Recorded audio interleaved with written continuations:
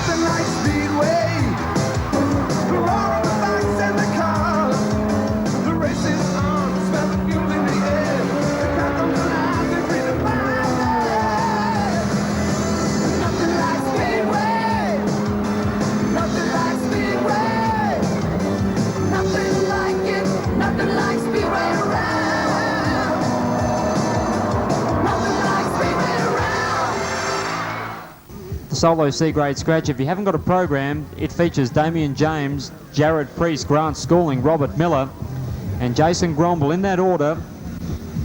In the red through the black as we get set for a start in the opening event on the program. Into turn number one.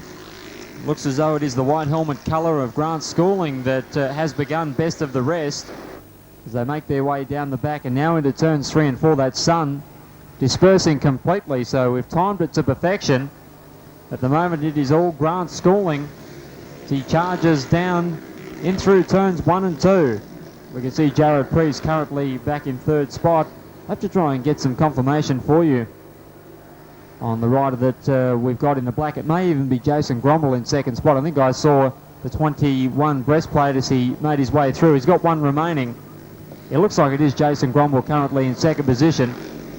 There's Damien James in the red, and Robert Miller follows him at the moment. The checkered flag is about to be unleashed for the first time this evening.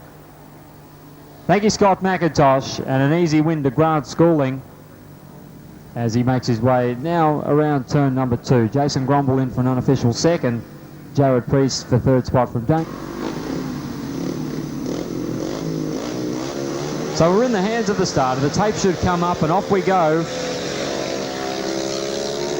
Laurie Bishop away pretty well. Hooks it into about mid-track. Troy Stojakovic just eases off the throttle on his way out of the second corner. Remember, for most of these competitors, it's basically a practice run through first time out. Most of them haven't had a run. I think there was only one solo competitor that went out for a few laps. We see things now hotting up for first and second. Troy appeared to get a fair bit of traction and headed up towards the concrete, so he eased off. Shannon Wern in the red continues to tail out the field. They've got one lap remaining. And at this stage, Laurie Bishop, I'd say, has got an insurmountable lead. In the green helmet colours, he's had a bit of a glimpse over his left shoulder, and he could see that he has got a fair advantage. In fact, a huge advantage over Troy. Here's the checkered. Laurie takes it nice and easy as he coasts across the strike. There's Troy coming through, and Shannon follows suit as well. So we'll pick up those official results for you as soon as they come to hand. From 6, it's Jason Hawkes, extreme outside. Appeared to get away pretty well last time around. Hole shot for Jason Hawkes. That is a brilliant start. Like a bullet from a gun, one of the best starts you will ever see. Hodgson, meanwhile, has brought past him up the rails, but that was a magnificent start. If we were next door, that would be the perfect 0.400 reaction time. Jason just drifts a little wide, and that allows the white of Kenny Olsen to blast through underneath him. The blue of Ford Keane in some trouble. Ashley Watson has passed him. There is one remaining. Lots of drive on offer here as Craig Hodgson works his way out of the second corner. See him leaning back. A picture of concentration. The checkered flag at the ready. Lapping at a very quick rate. 51.78 is the 3-lap track record, and we've just seen a 51.98 unofficially. Excellent start from Craig Hodgson. Goes up on the rear wheel down the back. Trademark Craig Hodgson this season. Now okay, as we watch the field run out of the second turn. Already Jim Irwin getting a little anxious, putting the pressure on Hardy and Rudloff as they work out of turns 3 and 4. Great line there from Irwin as he rockets through into the lead. Just watch them now, Hardy and Rudloff, after getting away to the hole shot. Now struggling in another team, all out of shape. I'd say they've got a problem, a big problem, as they coast down the back. I think they're going to pull out of the event. So it's Irwin and McGrath out in front, Hardy and Rudloff behind them. And we've got a superb battle going on at the moment. Parker and Coppin involved, and perhaps Wiles and Egan as well, as they charge in towards turn 3 region. The checkered flags coming out. A very determined Jimmy Irwin and Sean McGrath. Is he ever anything but? Hardy and Rudloff in behind them. And it was the 54 of Wiles and Egan to round out the field. Just ahead of them, Parker and Coppin. That was Sidecar Scratch 5, so he smashed it. Okay, as we continue on now with event number 5. Fairly tame affair. It's the red helmet colours of Jason Gromble that's currently out in front. So they work their way down the back. It is solo C-grade scratch action. To be run over 3 once again. Head down, tail up at the moment is Gromble. Behind him we've got the blue of Jared Priest. And then we look back to the 22 of Damien James. Damien running in the yellow helmet colours.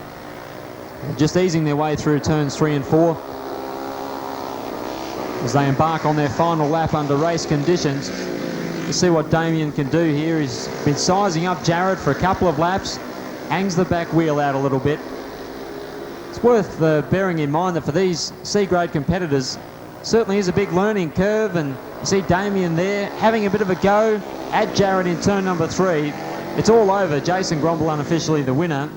Jared Priest just able to hang on in second, and the 22 of Damien James to round out the 3 and the field. Now, event 6, which will be out in just a second, is the solo B-grade scratch.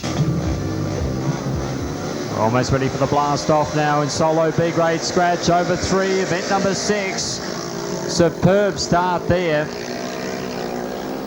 from the 32 breastplate. We're just looking down here. Of course, Kenny Olsen was due to come out in the red helmet colours, but as you've heard, taking Brett Woodefield's place. But at the moment, magnificent stuff from the breastplate number 32. I'll try and find out from Gavin exactly who it is. You'll have to excuse my ignorance. Now, the yellow is, of course, Troy Stojakovic, now currently moving into second. Looks as though Laurie Bishop may be running in 3rd spot.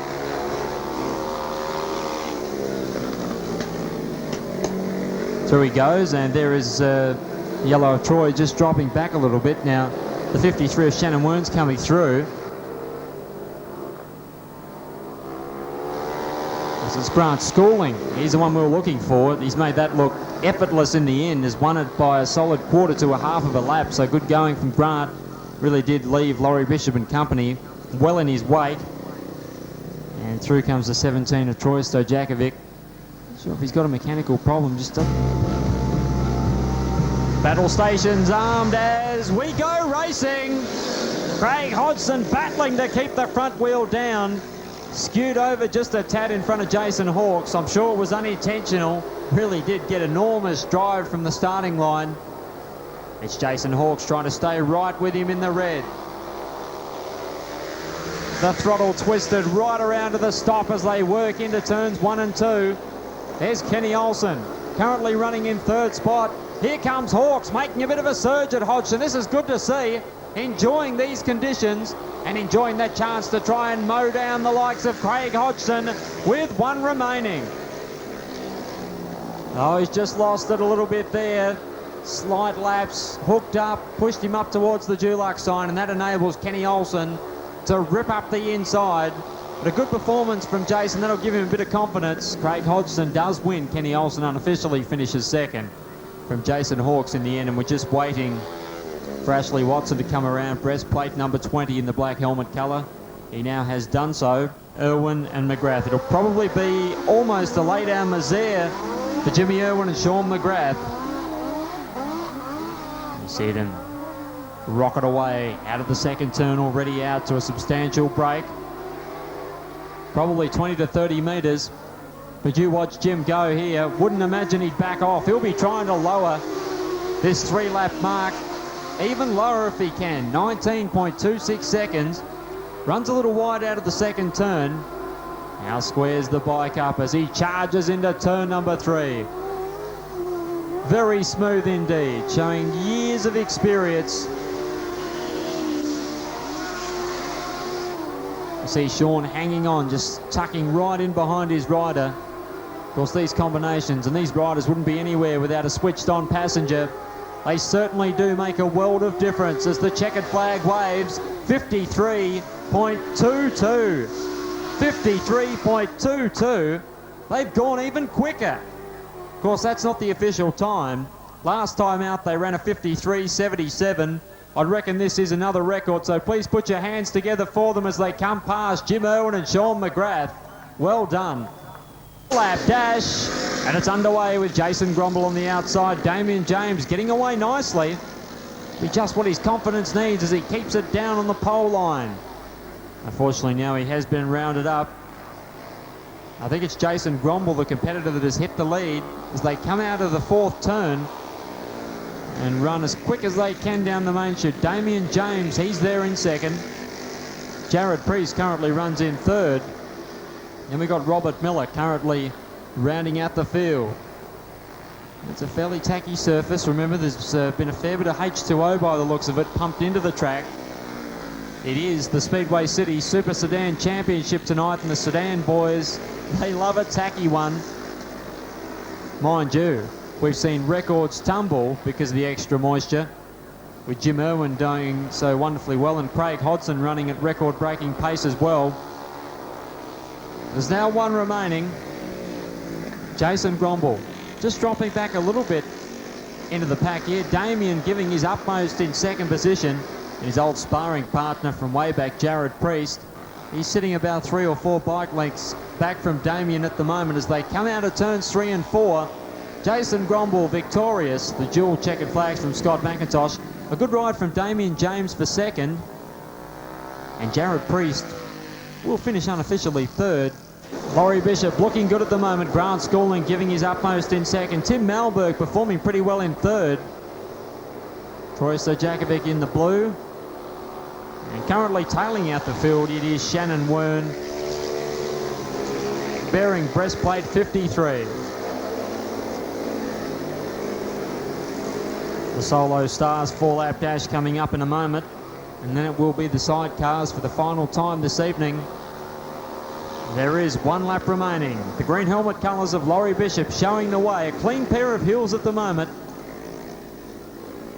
In fact, he's gone very wide. I'm not sure whether he thought that the race was all actually over. He certainly did go very wide. Perhaps he just got a little high coming out of turn number 2. We'll have to give him the benefit of the doubt. There's the checkered flag. Gives it a bit of a blip and cruises through. Laurie Bishop the winner. Grant Schooling for second. Tim Malberg for third.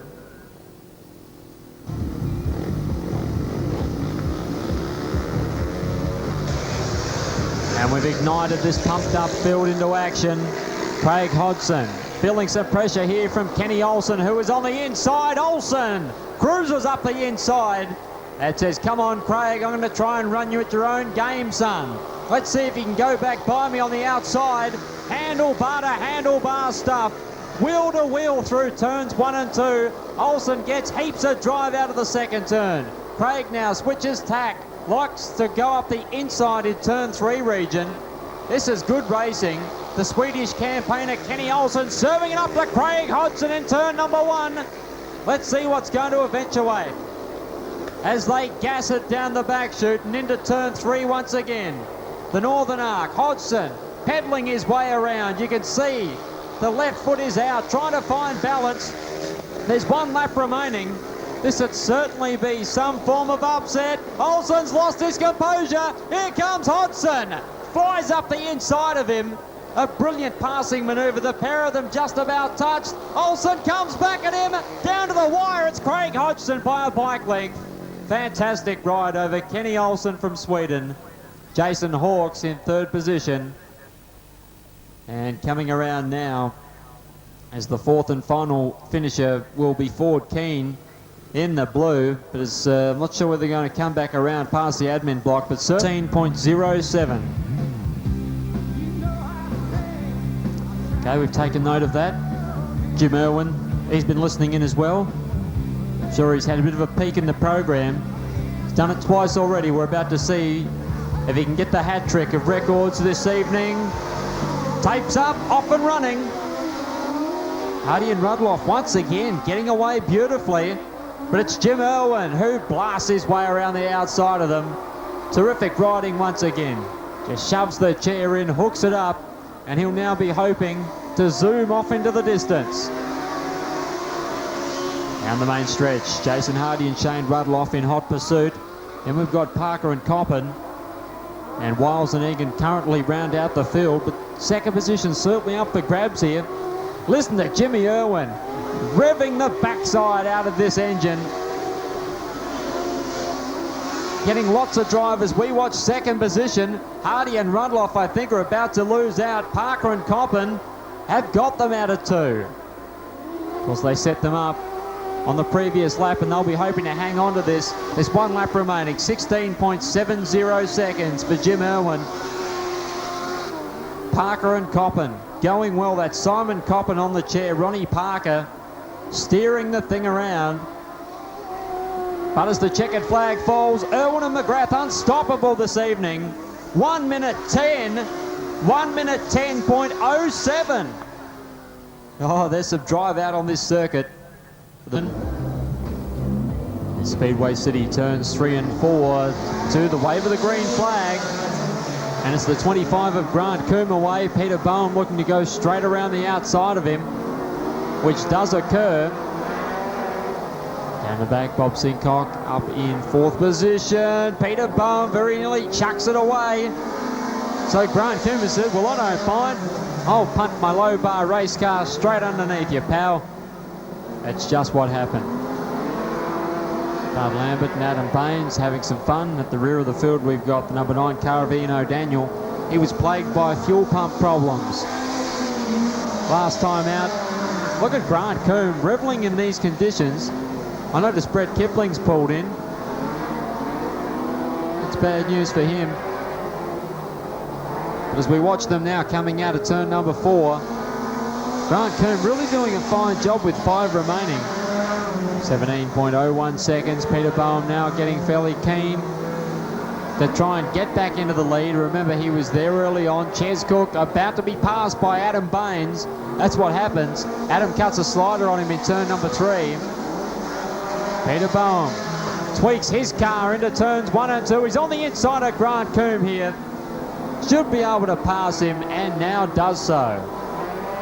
It's Bob Sincock's turn in 3 as he runs straight up the rails on Ches Cook. Good driving from Bob. Behind him we've got the 5 of Dud Lambert and the 9 of Ian O'Daniel. Well, Grant Coombe's gone very wide indeed. In fact, right up in the marbles there. Out of the second corner. Here comes Peter Bowen. He's looking good. 16.67 seconds.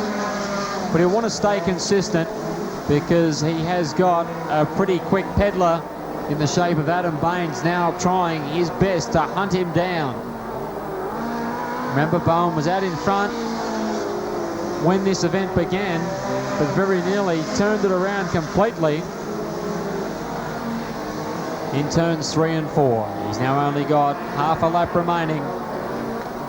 Should win this one. The 26 of Peter Bowen for City Dismantlers, and Kruger signs the winner. Adam Baines gets in for second for Baines Performance Engines, Slider Machining Services and Platt Paint and Panel.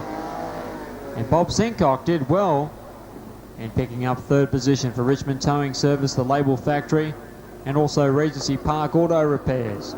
The Street Stocks Heat 1 Division 1 ready to rumble out of turn number 4. Here we go. Number 49 of Neil Wesley has begun impeccably at the moment. Brian Finlay, he's doing his best to work an outside move on Andrew Clayton. Runs out of racetrack. So at the moment, Wesley's showing them a clean pair of wheels out of turn number 4. There's Gil Worthley coming through. Then it's the 99 driven by Peter Ware, the 39 of Andrew Clayton, showing a reasonable turn of speed in 4th position. Must have been that pep talk I gave him last night on the blower. Brian Chadwick, oh, he's looking for a bit of a run on Andrew Clayton, gets all snaky out of the 4th corner. It doesn't seem to lose too much momentum.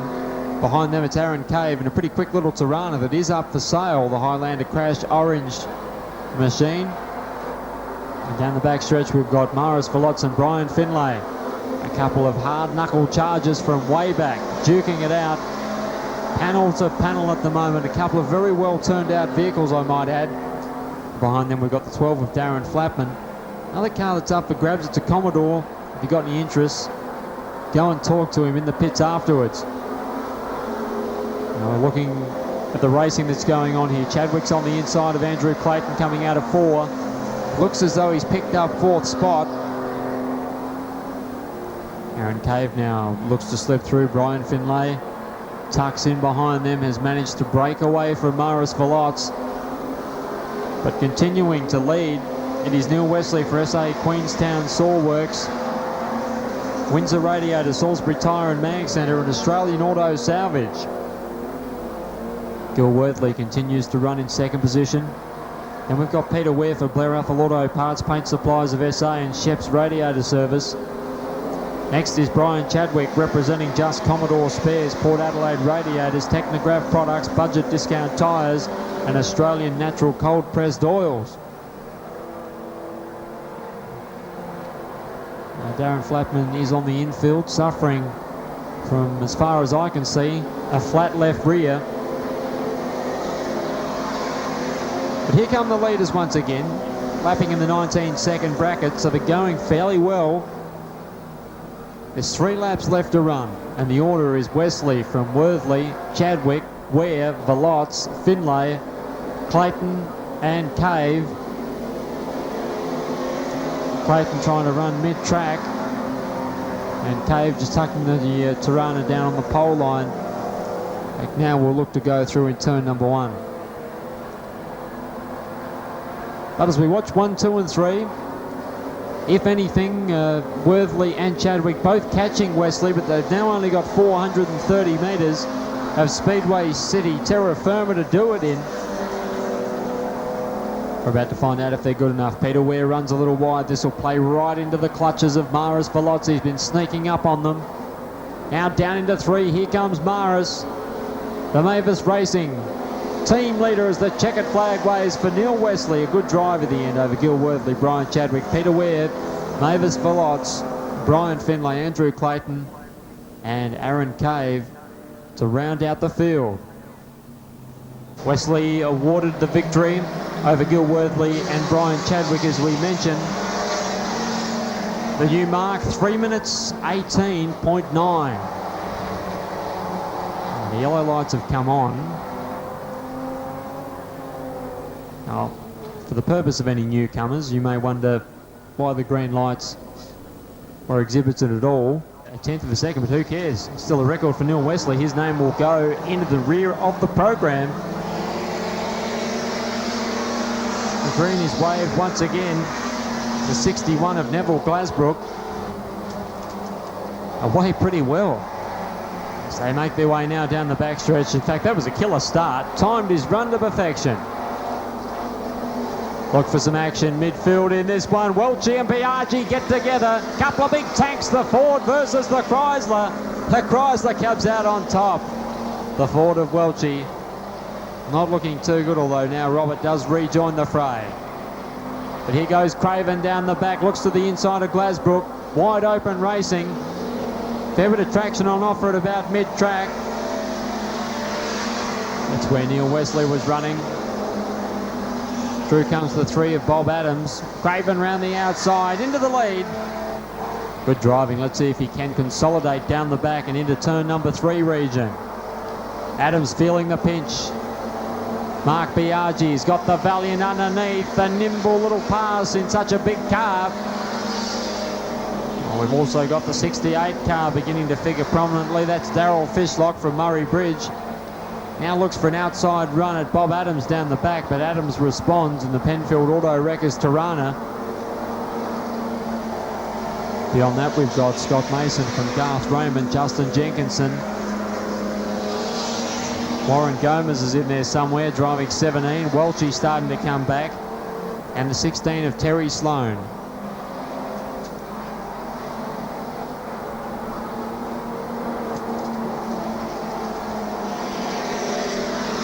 Past the admin block they come once again. Neville Glasbrook is back in front. Both he and Chris Craven have been swapping the lead. They've changed a couple of times, but Craven just popped a couple of wheels on the infield, and that certainly will make it hard for him. Biaggi starting to make up some time. And so too is the 68 of Fishlock.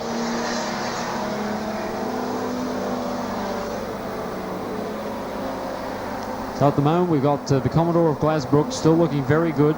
Tonkin Radiators, Plimpton Park, Slick 50, ABS Auto Brake Service Keswick, Condon's Auto Electrical, Fortron, Brompton Auto Spares, Computer Line, Usher Exhaust, AC Transport, Performance Engine Tuning and IJF. Unbelievable. Trying to rival Skip Jackson with that list of sponsors. But anyway, he's doing them proud as he comes out of the final turn and down the main stretch with 2 to go. Chris Craven sits in behind him in the Cortina. He's got the Chrysler by Chrysler. Driven by Mark Biaggi, currently in 3rd spot. Wouldn't say breathing down his bumper, but not all that far behind. Biaggi hooks it up pretty well through 3 and 4. And we've got the 68, the Cortina of Darryl Fishlock, as we look back to Welchie, who's carved his way through. He's into 5th spot now from the rear from Bob Adams. Then we got Scott Mason from Justin Jenkinson, and also the 17 of Warren Gomez. But it's been run and done. Neville Glasbrook samples the win over Craven with the 67 of Mark Biaggi, finishing in 3rd spot from Fishlock and Welchie, who rounds out the top 5.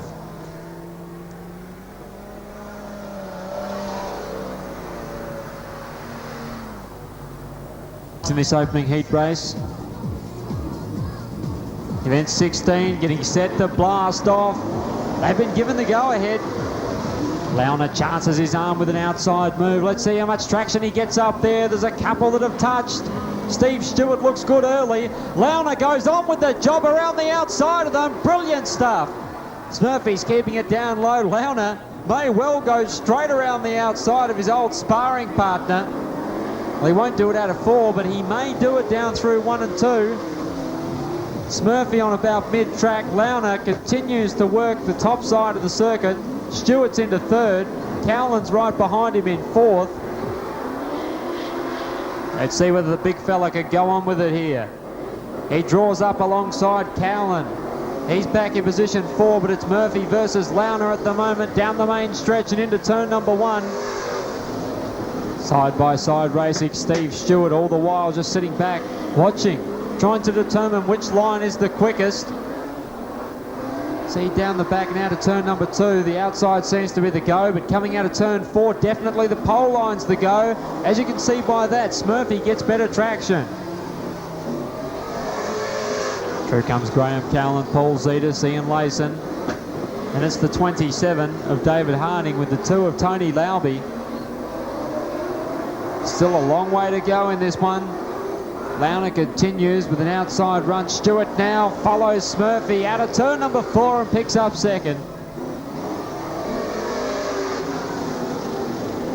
There's Graham Cowlin and Paul Zetas currently running in positions 4 and 5 respectively.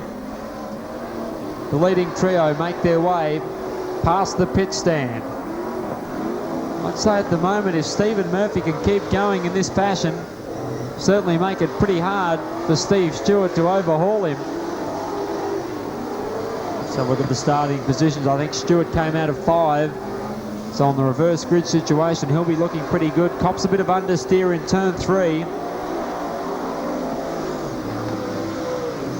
Through comes the Pontiac of Stephen Murphy, the Camaro in pursuit. The big fella Darryl Launer continuing to give it everything he's got in 3rd. Has driven well, especially early. Wasn't worried about taking any paint off the panels or bumping the wall. Just said, hey, I'm going to stick the foot into it here and see what happens.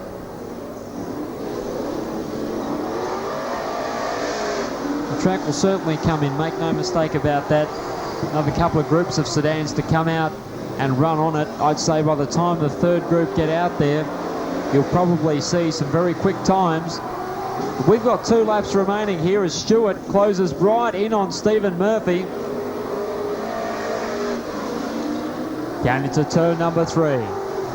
The Smurf should hug the pole line coming out of 4. That's what he does. That's where the best drive is. Runs it hard for Murphy's Crash and Towing and many, many other sponsors. You see them getting better drive already. Smurfy from Stewart, from Launer, from Cowlin, and Zetas, who rounds out the 5. Stephen Murphy will hang on in a calculated drive. Car number 74, the one of Steve Stewart for second position. The 21 of Darryl Launer for third. And nothing else should change with Graham Cowlin picking up 4th.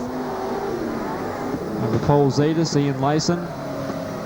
The 27 of David Harding. And the 2 car driven by Tony Lauby. Probably a good time to acknowledge Stephen Murphy's many sponsors. Barry Worthley, Jason Sloper, Rocky Caruso and Robbie Marchant. Event 17, Heat 2 of the Speedway City Super Sedan Championship.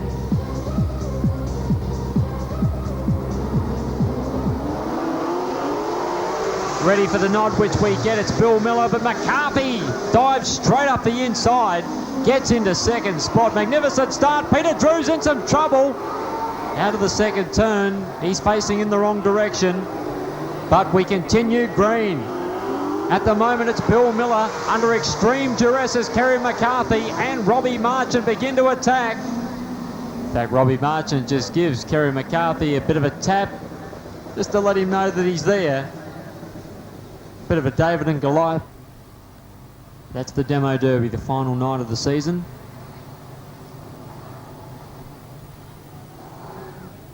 Max Thompson and Bill Miller on row number 1. We are ready for a start with 10 up on the board. We've got it. It's Miller straight into the lead. Kerry McCarthy looks to the inside of him. Beautiful pass that. Peter Drew gets up the inside of Max Thompson and the inside of Robbie Marchant in one foul swoop. Well, Kerry gets a bit sideways in the IROC. Drewy works to the outside of Bill Miller. Nearly hits the concrete. He's fired up by what's happened. Robbie Marchant very wide there through 1 and 2. Rocky Caruso very nearly gobbled him up. But out in front, it's a big black thing, the IROC, driven by Kerry McCarthy. 16.55 vintage stuff. Kerry McCarthy pitching it into the turns. Well worth the price of admission alone. For Kerry McCarthy fans, I bet you're enjoying this as he storms down the main stretch, throws it into 1 as he always does. Whoa, Bill Miller is over at turn number 1. Big accident. Red light, of course, has come on. Let's hope he's okay aboard the Pontiac.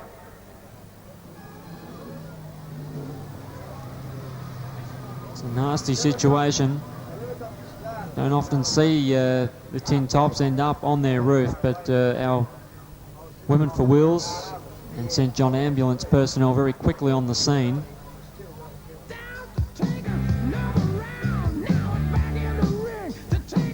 Yep, as most of you can see down there in turns 1 and 2, Bill has just climbed out of the Pontiac under his own steam. Car looking pretty sick and sorry for itself, but of course Bill just having a look at the damage now. That's good news and a good sign. As we told you a few minutes back, he certainly was okay in the cockpit of that rather mangled Pontiac. Several questions of that nature, just to make sure that he's not suffering from any concussion. As Kerry McCarthy gets on the hammer down the back, Marchant and Caruso go with him. Out of turn number 4 they come. Marchant immediately looks up the inside of Kerry McCarthy, who responds. Around turns 1 and 2. You got the IROC, the Corvette, and the Pontiac. Around turns 3 and 4. Down they come as we watch the lap times, 16.46 seconds. Lots of drive through turns 1 and 2. The Sedan boys, I'm sure, enjoying themselves at the moment. And 3 of the favourites to get on the podium, I'm sure you'd agree. McCarthy, Marchant and Caruso in that order into turns 1 and 2 once again.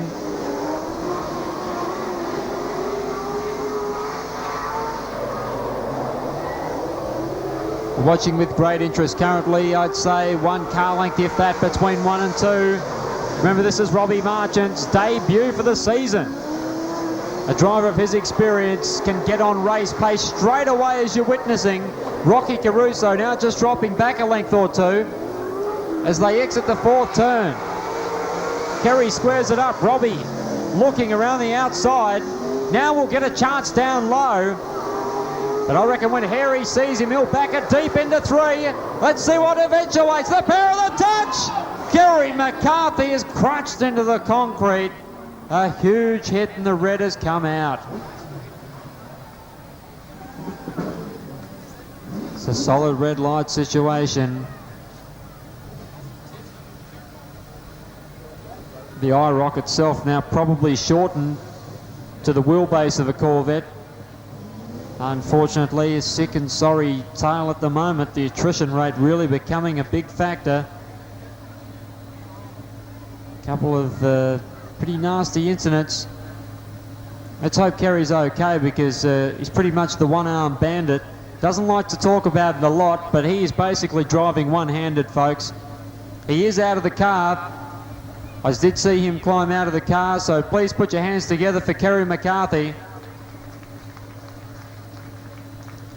But as I was saying, he's basically had all of the tendons and muscles and what have you fused in one hand, has very little movement in it whatsoever, and is basically running full noise around this track one-handed. It's not something that he'll talk about much.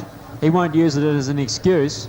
He's out there racing and classifies himself as, of course, being as near to fully fit as he possibly can be. I just hope that he hasn't incurred any further damage to that hand after that very heavy hit. Now, just looking at the board here, and I can see that we appear to have had a declaration with Rocky Caruso awarded first and Max Thompson second. That's about all I can tell you at the moment, folks.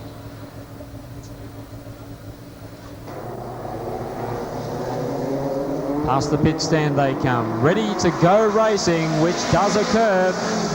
It's Brett Kipling down into turn number one region. Peter Boehm going nicely. Adam Baines goes a little wide and they've swamped him. Chescook and Boehm have managed to nip up the inside of Baines. And out in front, it's Brett Kipling. He's got the scat purring nicely. Peter Boehm's in second spot. And it's Adam Baines, followed by Dud Lambert, who is acquitting himself well. Grant Coombe now begins to come through. The 17 of Paul Chescook. And we look back to Bob Sincock from Ian O'Daniel driving car number 9. Bob dives up the inside of Paul, says, "Thank you, I'll have that position, son." And now we'll begin to hone in on Grant Coombe, who is just in front of him.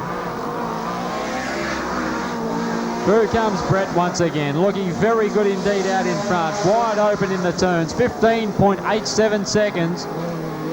Peter Boehm really has driven well so far this evening. But this is a big test for him, the litmus test, if you like. Adam Baines scorches around the outside of him. Very good move, that one, but Peter's not finished with. Stands on it, trying to extract the maximum out of his engine. Adam stays on mid-track. Got good trust in one another's driving abilities. And now Adam does take over in second from Pete in third, Grant Coombe fourth, Bob Sincock fifth, and Paul Chescook in sixth position, followed by Ian O'Daniel. As such has been Bob Sincock's support of the speed car ranks that he's even back in the chair himself to help bolster the numbers. Really is excellent to see. White flag is out for the flying Brett Kipling. Car number 34, Adam Baines. The 52 entry for Baines Performance Engine, Slider Machining Service and Platt Paint and Panel run second. Trying to shake off a determined City Dismantles and Kruger Sign sponsored Peter Boehm. But it's all over. Brett Kipling has brained them in this encounter. Adam Baines finishes second from Peter Boehm, Grant Coombe, Bob Sincock, Paul Chescook, and the number 9 of Ian O'Daniel. And now in through 3 and 4. Darren Flatman chances his arm, looks for an outside run. He's chasing. The new holder of the 10-lap track record, that's Neil Wesley driving car number 49. Andrew Clayton currently sits ahead of him. Of course, ahead of Andrew is Aaron Cave in 24. Brian Finlay's ahead of Cave. Up ahead of Brian, we've got another Brian in the shape of Chadwick. And all the while, Mavis Velots, the City Dismantlers, but to name just one of his sponsors, continues to draw clear. In fact, 19.21 seconds. It's a pretty quick lap time. If he keeps this up, maybe in the 18s. Chadwick has gone onto the infield.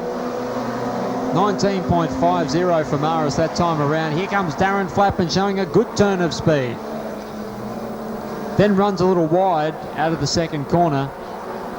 The two Commodores, Andrew Clayton and Darren Flappin, turning it on. And now we've got the Sigma up against the Commodore, Chadwick and Finlay. Touch panels down the main straight, but now go on with the job. The Sigma takes the leading run. And Wesley in all sorts of bother as he attempts to get back out onto the track. He now is dead last completely, unfortunately. As we watch the field now, rocket past commentary. Aaron Caves on the inside of Darren Flappin. Flappin determined to keep the foot in the bucket during this event. He certainly does seem to have a fair bit of speed on his side. Caves run wide out of 4. This will benefit Flatty enormously as he runs down the main stretch. Passes his Holden brother, the Tirana, up against the Commodore as they work their way down the back and into 3. But at the moment it is all the Commodore of Maris Velots for City Dismantlers. Highlander Crash. Let's have a look at his other sponsors. Modbury Hotel, West Torrens Dino, All Suburbs Towing, Adelaide Sign Shop, Reservoir Radiators, Spies, Hecker and McLeod Tyres. He's got lots of them. He's got lots of victories as well. Out of 4 and down the main straight, 19.85 seconds. I think he won the feature, if my memory serves me correctly, here 2 weeks back. Brian Finlay appears to be struggling with some sort of problem around the Speedway City, turn 1 and 2. Not really sure what's occurred there, but Brian, determined to finish this one off, will want to pick up a couple of points, or no, in fact has now pulled to the infield. Goes out of the event, perhaps with a flat tyre. Let's hope it's nothing more serious than that. As our race leader becomes the eventual winner, Maris Velots, well done.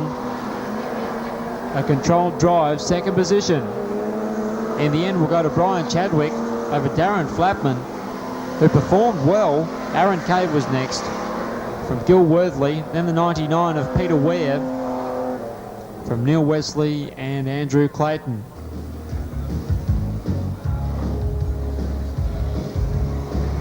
Turn number 4, drivers anticipating a green light, and Scott Mason driving car number 40 that appears to have anticipated the best, although Monkey Jenkinson, I think, will round him up out of 2. That's exactly what happens. And here comes Welchie in the Ford. We know Welchie sometimes lethal. As we look back behind them to the 17 of Warren Gomez. Then we got Bob Adams, Garth Raymond, Chris Craven, Neville Glasbrook, and also the 16 car driven by Darryl Sloan. Welchie now looks to the inside of Scott Mason, manages to get past him quite easily. Down the main stretch, it is car number 10. Justin Jenkinson saying on the printout in the program, of course, has got Craig Shrubsole. It is Justin Jenkinson. He's a former motocross competitor. Whether it's Shrubby or Jenkinson, whoever it is, Welchie's not worried. He just wants to hit the front in the Ford after a disappointing opening heat. Scott Mason continues to run in 3rd. He's being chased by Warren Gomez in 17. Then it's Chris Craven who's fought his way through now from the pack. Or through the pack, perhaps the more correct terminology. Then we've got Glasbrook over Adams, Garth Raymond, and Darryl Sloan continues to round out the field. Now glimpsing back towards the front, I noticed that Welchie has taken over out in front.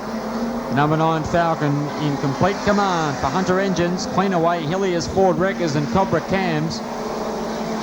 And it's the 10 entry for Adams Pest Control, Welland Crash Repairs, Easy Fit Hydraulics, Bennett Tyres and Confederate Motor Wreckers. Next to Scott Mason for Salisbury Tyre and Mag, and also Windsor Radiators.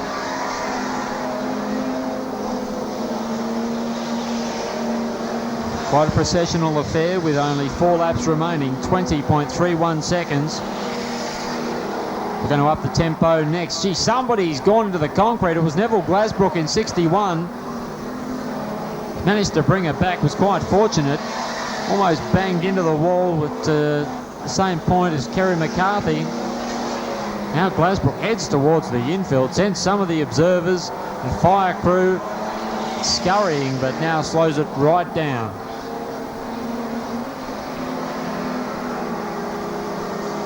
Chris Craven is coming up against Warren Gomez. Perhaps a chance there for positions to change. I'll keep my eye on that. Scott Mason up ahead of them. In fact, Craven and Gomez both reeling Mason in quite rapidly.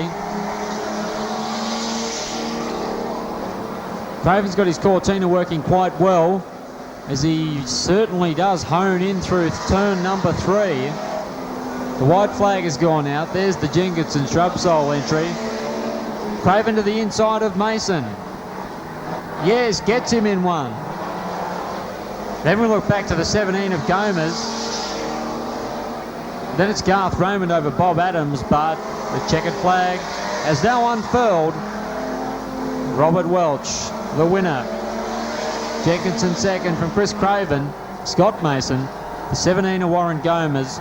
Coming around now will be Garth Raymond from the 3 of Bob Adams. And the 16 of Darryl Sloan, down 1 lap.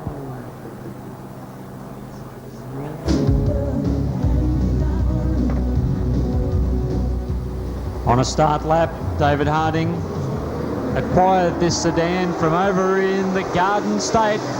We do have a green light. Steve Stewart works to the outside. Darryl Launer down the bottom. It's Tony Lauby out in front at the moment, folks. Hard on the hammer down the back. Stewart rounds up Harding quite easily. Cowland getting stuck into it as well. Flat to the boards is Cowland down the main chute. Harding starting to get into it. But it is Tony Lauby that leads in the Pontiac Trans Am into turn number 3. Here comes the Camaro. The Chevrolet powered Camaro stalks the Pontiac at the moment. Steve Stewart will blast into the lead out of turn number 2, or will he? Yes, he will now, because Tony Lauby has got a bit taily out of 2, which enabled the current state and 6-time state Super Sedan champion a clear path around the outside. Callan, the danger man here, and also Stephen Murphy. Beautiful looking Pontiac has been handling well. He'll be hoping to make up a bit more ground on Callan, who now has snuck underneath Tony Lauby through turns 3 and 4. So Smurfy to the inside of Tony Lauby out of the second corner. Things pretty tight. Darryl Launer runs in 5th position. David Harding now shuffled back to 6th from Ian Layson, and also Paul Zetas driving car number 14. 16.44 seconds. Couple of heavy shunts in the opening round of heats. No need me to tell you that. Couple of casualties, Bill Miller and Kerry McCarthy. But the action goes on. And it goes on at a very rapid rate with Steve Stewart and Graham Cowland now beginning to disappear from the pack. Smurfy now to the inside of Lauby in 3. Darryl Launer beginning to close in. Lauby sideways right in front of Smurf out of turn number 4. Smurfy getting a little frustrated, not sure which way to go. May opt for the outside line down in turn 3. Just a little hesitant. Knows that he's got to win up his sleeve from the opening heat. Now down into turn number 1, Cowland almost lost it himself, the second place runner. Through comes Paul Zetas. 430 metres remain for Steve Stewart. hoping to add another title to his very impressive list this evening. For West Torrens Dyno Centre, Adelaide Discount Mufflers and Dry Creek Wreckers. Around he comes. Steve Stewart takes another victory, this one in the second round of heats. Graham Cowland gets in for second. Tony Lauby hung on beautifully. Made that Pontiac very wide indeed in hanging on for third. Over Stephen Murphy, a little conservative. Just didn't seem to quite have the killer instinct there in trying to get by Tony Lauby. As I said, he knows he's got to win up his belt from the opening round. Get the racing underway. The drivers will soon catch on. Here we go. Rocky Caruso driving car number 11. I certainly believe in what they're doing. As long as everybody's got the engine fired and everything else and nobody is disadvantaged, why not let them rip? We're here to get through the racing, and the curfew has certainly hampered us on a couple of occasions this season. Rocky Caruso driving the Pontiac, car number 11. A blue and yellow entry looking very good from Peter Drew, who very nearly turned it around in turn 3. There's the Pontiac Firebird of Drew. The Corvette of Robbie Marchant, car number 87. And then we got the HQ Monaro of Max Thompson, the number 90 Formobile, currently rounding out the pack. 16.64 for Rocky Caruso. For those of you that have followed Rocky's path through the Super Sedans and are one of his supporters, you'll know that unfortunately has been labelled with the tag perennial bridesmaid, has run second and third in so many state championships and various other titles. It's just not funny. Perhaps tonight will be the night where he breaks through and captures the Speedway City Championship. Who knows? A lot of racing to go yet. One thing is for sure, he's broken the spirit. Either that or he's got a much better handling car than Peter Drew and Robbie Marchant. He is pulling away from them both with consummate ease. Down the main straight again, 16.74 seconds. Now Drewy's going to have to worry about Marchant. And there's Max Thompson, still fanging at round corners 1 and 2. 16.49.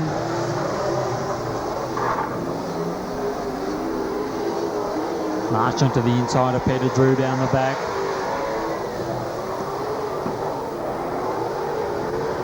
Really a star-studded field if you threw in the likes of Kim Cottrell and Brad Scotcher. Really would have had a super tough field of Super Sedans. As it is, it's tough, but they appear to be the only two competitors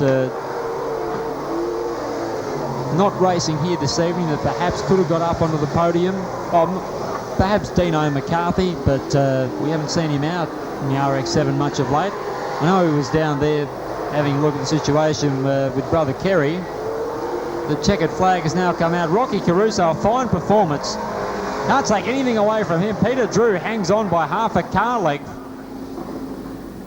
Spirited challenge from Robbie Marchant falling on deaf ears on a slightly staggered start. And looks to be a problem for one of the campaigners. I think it's Bob Sincock. Here we go. Chescock and Lambert away. There's 10 on the scoreboard as Chescock looks to go around the outside of Dud down the back. Work very much ahead of Brett Kipling and Adam Baines, but as you can see, they are catching them rapidly. And Peter Boehm, he's a man on a mission. Up the inside of Grant Coombe. He'll go up the inside of Chescock as well.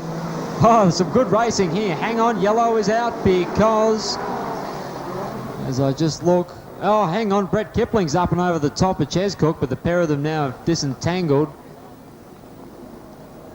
Well, looks as though it's Bob Sincock in the 29. It's over there in turn number 3.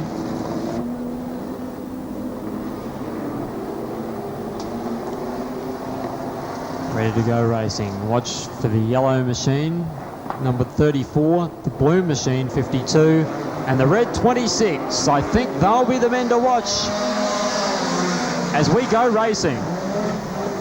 Chescock in 17 knows that the faster runners will be behind him somewhere and catching probably quite quickly. Here goes Bowman, Baines into turn number 3. Very close. Brett Kipling just struggling a little bit. In fact, I think he's got some outside front problems after contact just before the stoppage. There's a spin out of 2. It's Peter Bowman, 26, as Adam Baines threads the eye of the needle in the third corner. Comes out as leader, exiting 4, and charges now down into 1. Brett Kipling most certainly is out of commission now as Adam Baines streaks down the back. Dud Lambert's in second spot. In third position, looks as though it's the number 17 of Paul Chescock, from the 29 of Bob Sincock, the 25 of Grant Coombe, and the number 9 driven by Ian O'Daniel. Happy to report Ian having a much better run tonight than he did 2 weeks back.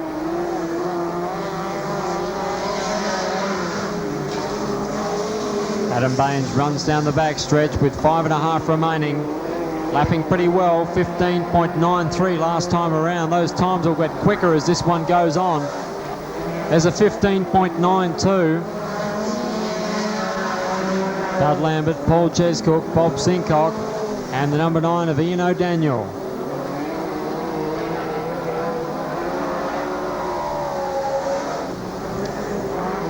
Adam throws it into turn 1, 15.69 seconds. Interesting to see whether Dud Lambert can hang on in second. He certainly is going well. 15.70 from your race leader, proudly supported by Baines Performance Engines. Very reliable, Mr. David Baines. Seems to build some very strong engines on oval track and also on the drag strip. Slider Machining Services and Platt Paint and Panel also supporting Adam. He is now exactly a half a lap ahead, lapping in the mid 15-second bracket. So he comes around now to acknowledge the white flag. There's a 15.66 seconds. Here's a bit of a go from Bob Sincock up the inside in turn number 3. He's had the big rush of blood, and I think he'll go past Paul Chescock and pick up third position. But folks, here's the checkered flag. Adam Baines has done it in a canter in the end. Very easy for him. Drove well, engine sounded crisp. They got the setup pretty well right. There's Dud Lambert getting in for second. Good driving, Dud. Bob Sincock for third over Paul Chescock and Ian O'Daniel. Determine who will become the Speedway City champion for season 96-97. Starter ignites them into action. Gil Worthley up against Justin Jenkinson. Neil Wesley, well, if he can string together a run like he did in the opening heat, could definitely be a chance. But look at Maris for lots. He's picked his way around the outside of them. Didn't count on Welchie giving him a serve, but he's picked his way around. Welchie sideways. Appears to have almost made contact with Justin Jenkinson, which looked to force Jenkinson into the wall. From here looked to be a pure racing incident. Jenkinson now heads towards the infield. I don't think he's going to take any further part. We'll just have to see how Welchie goes. He was fired up for that. 18 or 20 of them most certainly will be playing to win, but Maras for lots could be playing a little tougher than most as they exit the second corner. Number 43, Gil Worthley is second. Brian Chadwick's up to third. Watch for the flying Sigma of Brian Finlay. Oh, look out. Somebody's kissed the wall. It's Darren Flapman. He's tangled. Reminds me of Melinda Dumsney at the Classic. Kept banging the right rear on the wall. Eventually, remember there is banking out there. When you hit the wall, eventually it just sucks you in and you can't get away. Not so much in a sedan, unless it's a super sedan. Not so much in a street stock, but because the stagger isn't as great. Go. Maris up against Gil Worthley. They're about to come up to race speed as Scott waves the green flag and sends them on their way. Track perfect for them. Got to stay around about mid-track though. Still a little breezy way up high. Maris for lots in car number 48 is out in front. The 43 of Gil Worthley is second. Another competitor into the wall, it was Peter Ware, but he's managed to escape, or has he? No, sideways, made contact with Bob Adams, and the caution has come on. Well, Adams, I think, would have been quite concerned there, could probably have been picturing that Tirana going, or barrel rolling down the main chute. So we'll form them all up and try and do it again.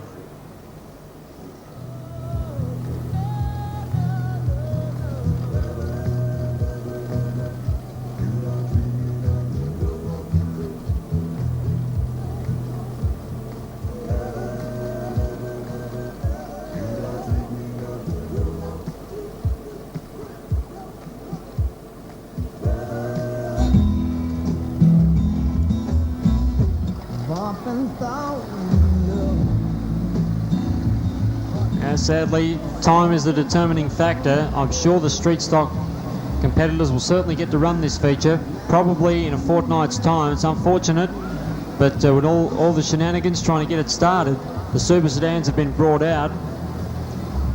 Next time past the strike, I would envisage the orange lights, of course, will go out.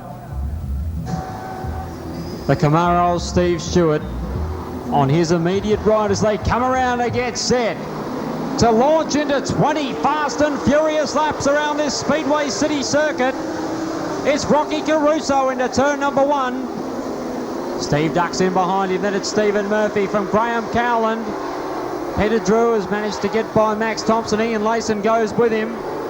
But here they come at full noise past the control tower. 1 in, 19 remaining. It's Rocky Caruso out in front.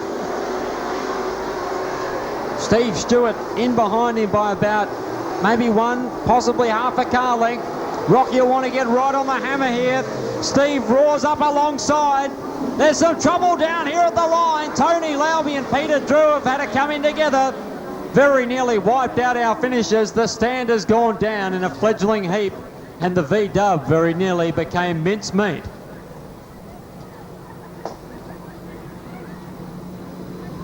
Well, that was close. That pristine purple V-dub in a lot of danger down their trackside, I'm telling you. And so too our starters. Our clerk of course and assistant clerk of course. Gee, that thing of Peter Drew's has been an absolute magnet tonight. The orange cone is out by the Rick Cobby transport sign, and we've gone green.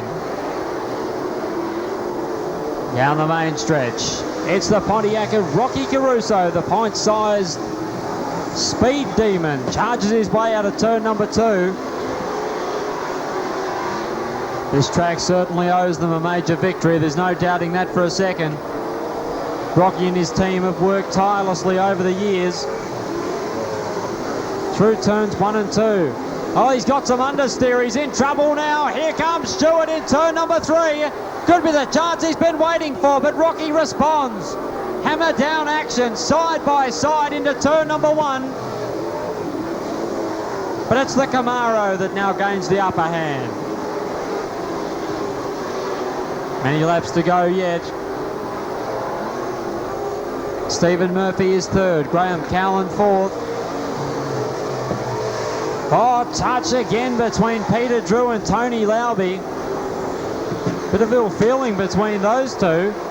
Then it's Ian Layson from David Harding. Here's a go for the lead as well. Rocky Caruso back on the inside of Steve Stewart. It's a funny old race. Caruso able to match Stewart. We saw that in the heat races. There goes David Harding past Ian Layson. Max Thompson, Paul Zetas in the 14 car. But it's Steve Stewart now, the SA champ for Dry Creek Wreckers, that is beginning to pull away. He's out by about 8 car lengths. Now out of turn number 4 and down the main stretch. Battling a little bit of understeer is Rocky Caruso in 11. And it's the 74 of Stephen Murphy, the 42 of Graham Cowland, the 21 of Darryl Lowner, and the 8 of Peter Drew in behind them. It's the 2 of Tony Lauby. Next is the 27 of David Harding. And he's being followed by the 34 of Ian Latham, with Paul Zetas and Max Thompson now about to be lapped.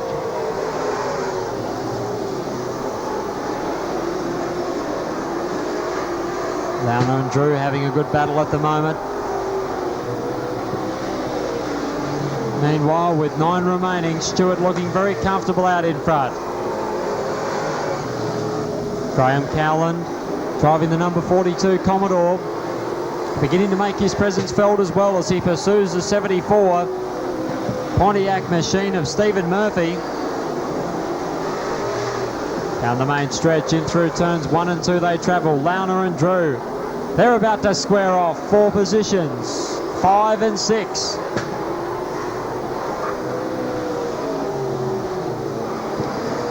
Launer cops a little bit of understeer midway through the 3-4 turn, and that allows Drew a direct path through into position number 5, that is.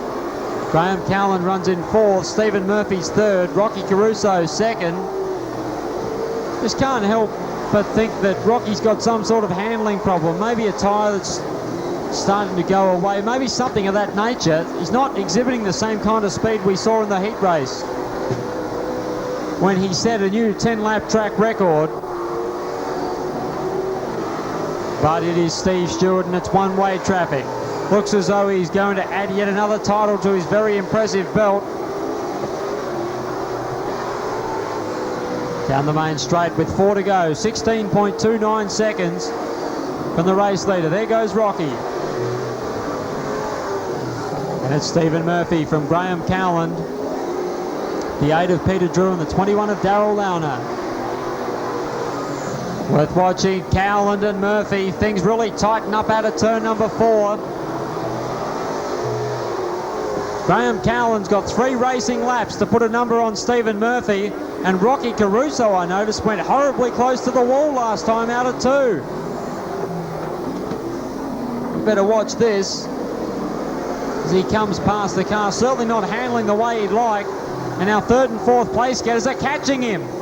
He's got a definite problem, either left or right rear. It just doesn't want to drive out of the turns. The white flag is out. Cowland now charges at Stephen Murphy. Here comes Drew. He's got a sniff of Graham Cowland's position. Somebody's backwards in 2. It's Paul Zetas. But the checkered flag is about to drop. Interesting to see how this is viewed.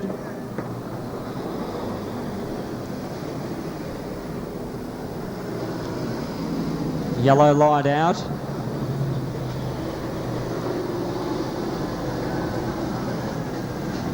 We've got 4 minutes 53.33 on the scoreboard.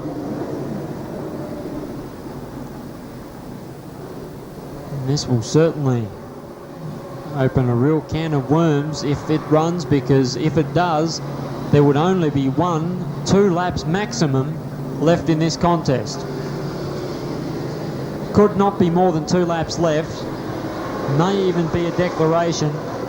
Remember, the leader was coming across the finishing line as the yellow lights were pulled.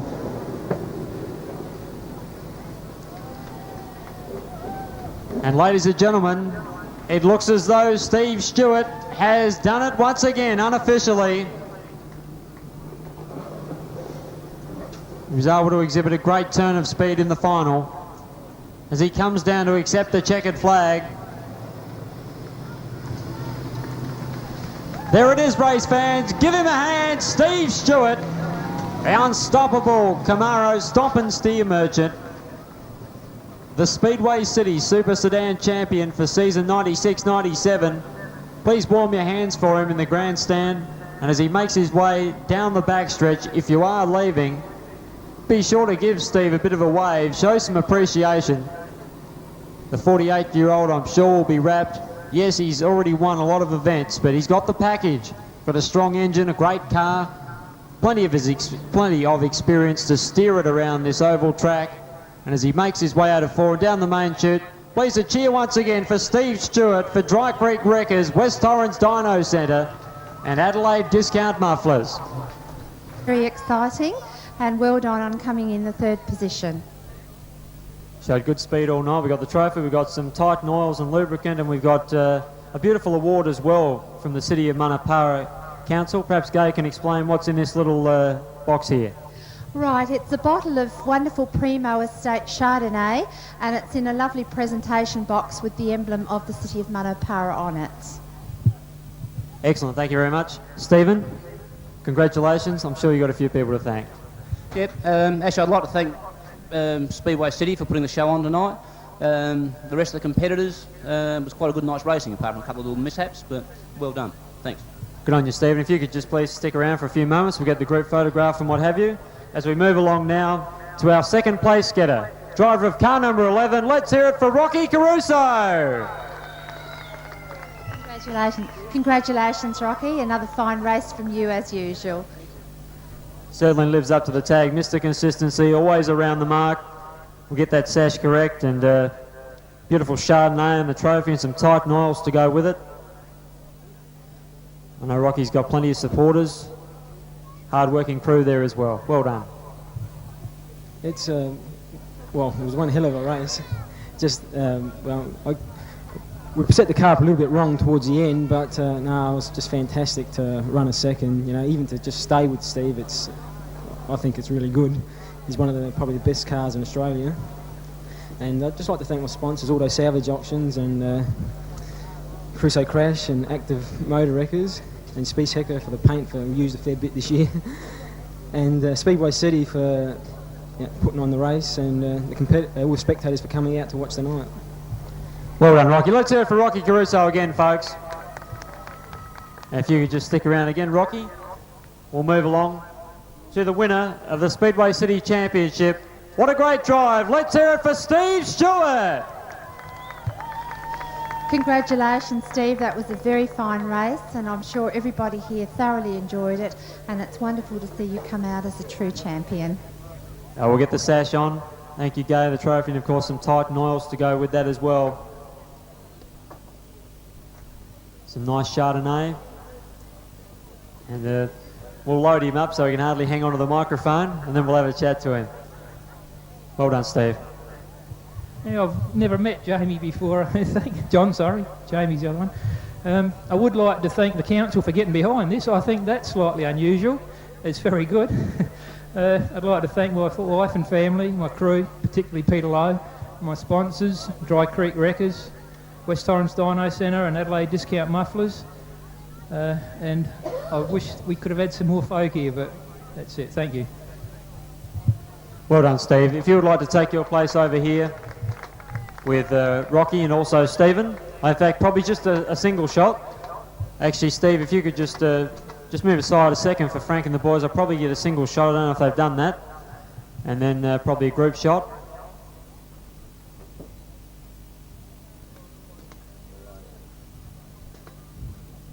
We'll just sort that out down here. And ready for the group shot, fellas?